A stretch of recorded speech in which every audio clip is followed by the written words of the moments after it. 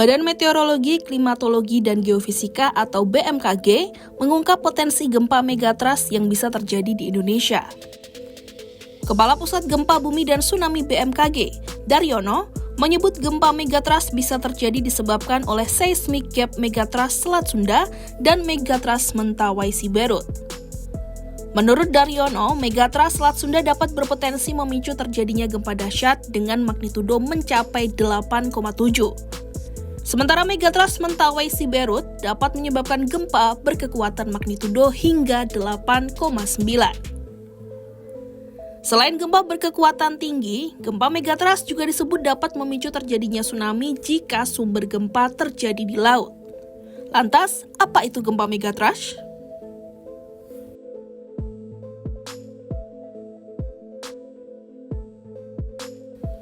Secara etimologi, gempa megatrust adalah gempa bumi yang berasal dari zona megatrust. Kata mega sendiri memiliki arti besar, sementara trust memiliki arti sesar sungkup.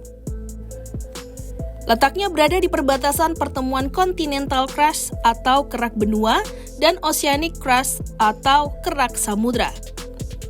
Menurut Daryono, gempa megatrust berpusat di bidang kontak antar lempeng dengan kedalaman kurang dari 45 hingga 50 km.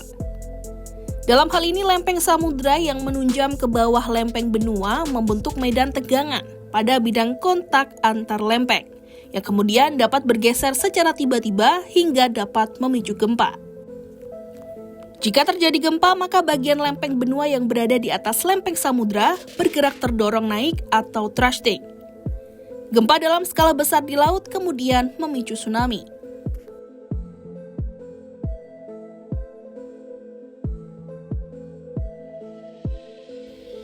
Di Indonesia, zona megatrust bukanlah hal baru. Zona sumber gempa ini sudah ada sejak jutaan tahun lalu, saat terbentuknya rangkaian busur kepulauan Indonesia. Zona megatrust berada di 6 zona subduksi aktif. Namun di Indonesia, potensi paling besar zona megatrust yakni berada di Selat Sunda dan Mentawai Siberut.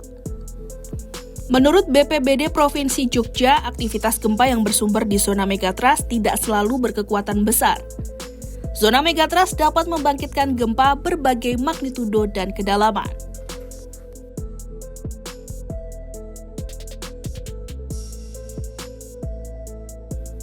Kepala Pusat Studi Kebumian dan Kebencanaan Universitas Brawijaya, Adi Susilo, mengatakan gempa megatrust memang berpotensi terjadi di Indonesia. Kendati demikian, beberapa gempa yang terjadi di Indonesia belakangan diharapkan tidak membuat masyarakat panik dan mengaitkannya dengan gempa megatrust. Ia juga mengatakan gempa megatrust terjadi ribuan tahun sekali. Menurut penelitian yang diterbitkan di berbagai jurnal, gempa megatrust baru terjadi ketika gempa berbarengan di sepanjang zona subduksi selatan Jawa.